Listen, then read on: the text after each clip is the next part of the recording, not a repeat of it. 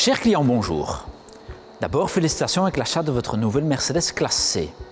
Mon nom est Stéphane et dans cette vidéo, je vais vous présenter plusieurs aspects de votre nouvelle voiture pour que vous puissiez en profiter pleinement. Mais vous avez toujours la possibilité, bien sûr, de consulter le manuel d'utilisation présent dans le véhicule ou de contacter votre concessionnaire. En tout cas, je vous souhaite énormément de plaisir de visionnage. Le premier élément dont on va parler est la clé qui vous permettra d'ouvrir la voiture à distance, aussi bien les portes, le coffre et la trappe à carburant.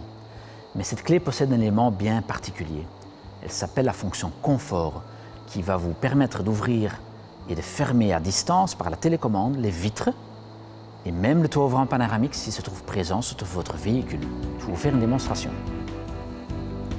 Un appui prolongé sur la télécommande sur le bouton d'ouverture permettra donc d'ouvrir les vitres et le toit ouvrant ici présent.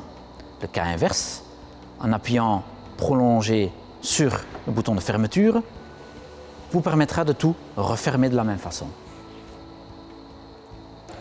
On est arrivé à la trappe à carburant. Un simple appui vous permettra de l'ouvrir.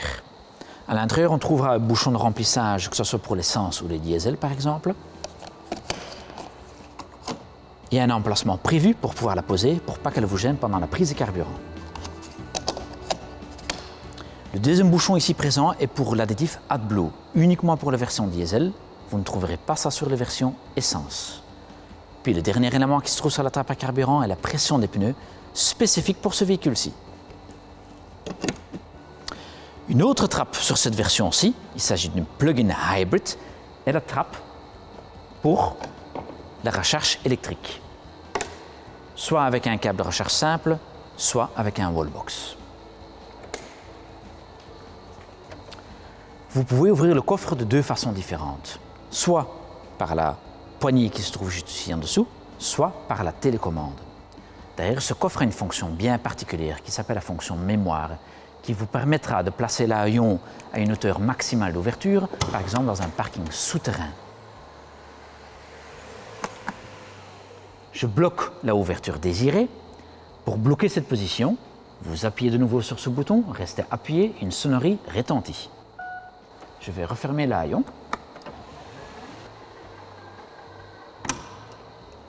Et vous allez voir qu'à la prochaine ouverture, l'haillon va reprendre la même place que je viens de mémoriser.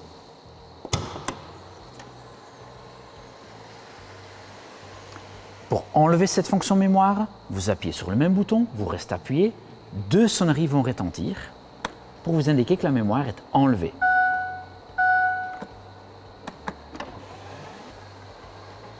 Et vous allez voir qu'à la prochaine ouverture de l'haillon va faire une ouverture maximale comme à l'origine.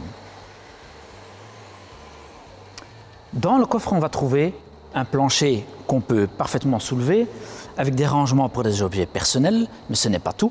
Vous pouvez aussi ranger un kit, par exemple, anti-crevaison comme présent ici, une trousse à pharmacie complémentaire. Tout au fond de la banquette, vous allez voir aussi les fixations top tether pour les sièges enfants. En dernier élément, dans le coffre, pour pouvoir abattre la banquette arrière, on peut le faire électriquement avec un bouton qui se trouve soit à gauche, soit à droite du coffre. On tire sur le bouton et la banquette se rabat entièrement. On vient donc de rabattre la banquette arrière à partir du coffre. Cette fameuse banquette arrière existe d'ailleurs en 3 parties, 40, 20 et 40. Je vais vous montrer exactement en quoi ça consiste. Donc on a rabattu du coffre cette grande partie-ci, que je vais simplement remettre en place manuellement. La partie médiane se rabat aussi séparément. Puis tout en bas de la banquette arrière, vous trouverez aussi les fixations Isofix cachées derrière ces petites plaquettes. À l'extérieur de la porte, on va retrouver ici la commande pour la sécurité enfant, donc pour l'enclencher ou pour l'enlever. Puis vous avez encore la commande de vitrailleur électrique sur la porte arrière. Et tout en bas, vous trouverez encore un bac de rangement.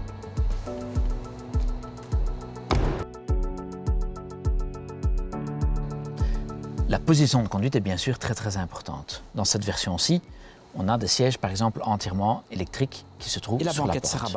Mais ce n'est pas le seul réglage possible bien sûr. D'abord le siège, réglage de la longueur de l'assise par exemple, la hauteur ici, le dossier et l'appui-tête.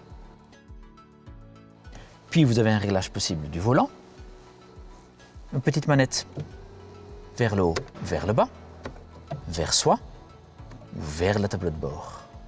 Et un élément très important bien sûr aussi, ce sont les réglages des rétroviseurs électriques qui se trouvent de nouveau sur la porte ici. Choisir rétroviseur gauche ou droite, puis avec le bouton fléché, régler la position de la glace. Maintenant que vous avez réglé les sièges, le volant et les rétroviseurs, dans cette version-ci, vous avez des sièges à mémoire. Vous appuyez sur le bouton M qui se trouve sur la contre-porte, reste appuyé quelques petites secondes, puis la mémoire 1, 2 ou 3 pour régler toutes les positions avec un seul mouvement. Sur la partie gauche du tableau de bord, vous trouverez plusieurs commandes, dont tout en dessous la commande du frein à main électrique.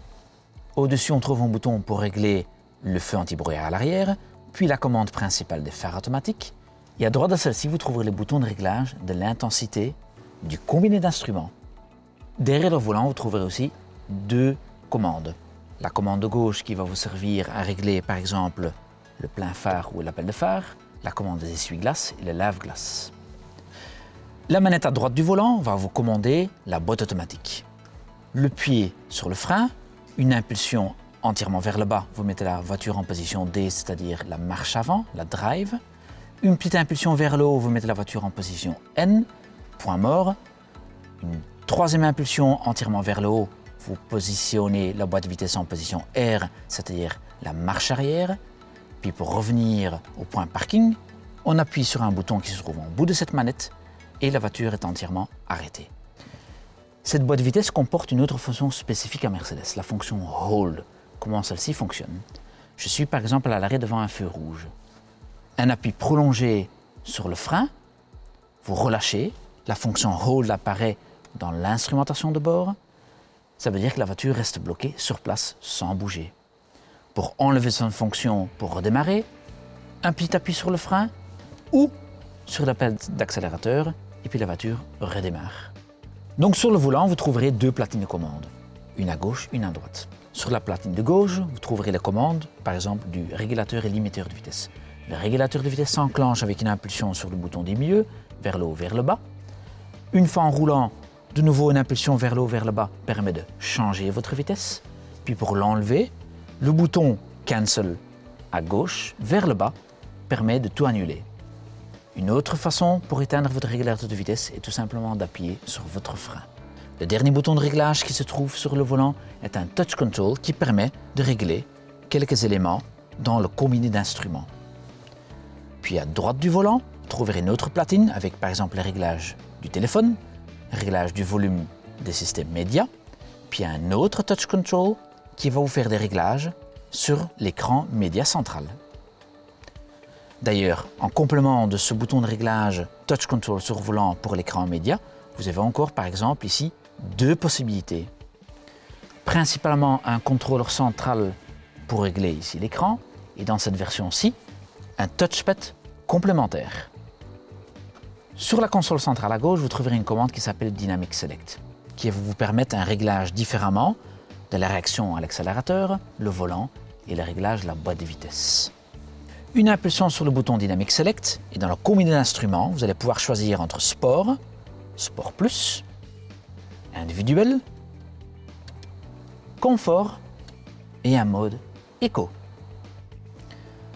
Sur la console centrale, vous trouverez aussi la commande de la climatisation, avec par exemple un réglage de allumer-éteindre votre air conditionné, réglage de la température soit à gauche, soit à droite, et un bouton bien sûr du recyclage de l'air, mais qui a chez nous une fonction bien spécifique. Si vous rentrez dans un endroit où la pollution de l'air est assez élevée, un tunnel par exemple, un appui prolongé sur ce fameux recyclage de l'air, et les ouvrants fermeront automatiquement, y compris un toit ouvrant panoramique s'il est présent sur votre véhicule. Vous sortez du tunnel, une deuxième impulsion sur ce même bouton, prolongé, et les vitres s'ouvriront de nouveau à la même position qu'initialement. Comme toutes les Mercedes, votre Mercedes classée est équipée d'un bouton SOS qui se trouve sur la console centrale du toit. En cas d'urgence, vous appuyez sur ce fameux bouton SOS et les secours nécessaires vous seront envoyés. Par contre, en cas d'accident, ce bouton SOS est activé automatiquement. Comme vous le savez, la sécurité est un maître mot chez Mercedes. Même votre Mercedes classée est équipée de série avec des équipements comme par exemple l'Active Brake Assist qui va vous aider à éviter une collision de l'arrière avec la voiture qui vous précède, avec par exemple un détecteur de présence dans le siège passager qui va détecter la présence, oui ou non, d'un siège enfant ou un passager pour déclencher l'airbag passager, ou par exemple 7 airbags de série dont les airbags rideau et un airbag genou. Il ne me reste plus qu'une chose à vous souhaiter, c'est-à-dire beaucoup de plaisir de conduite avec votre Mercedes classe C.